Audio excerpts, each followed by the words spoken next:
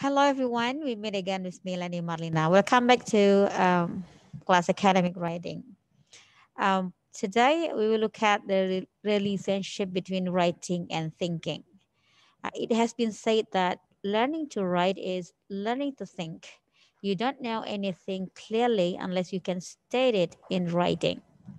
Now, this is even more true for you uh, as a graduate students or undergraduate students or postgraduate students, when your writing will often be the only evidence of your thinking.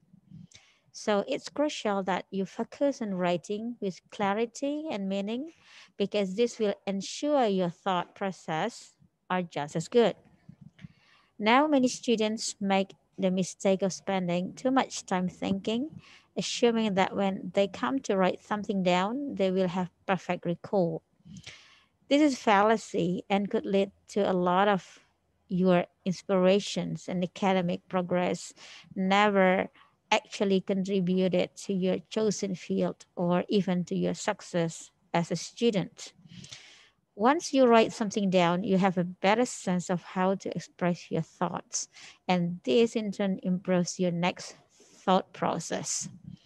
If you are constantly writing and thinking, then the one improves the other. Throughout your academic studies, you will have numerous writing projects.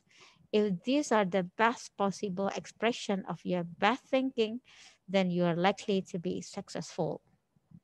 But don't wait for writing project to improve. This is important relationship between writing and thinking.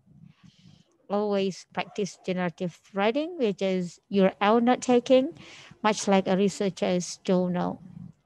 This will test your thinking in bite-sized chunks as you go, rather than waiting until you have a report to hand in.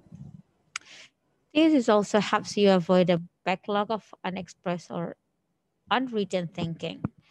If you don't commit your thinking into writing, then your mind has to keep it somewhere, and this limits the space and capacity you have for doing new thinking.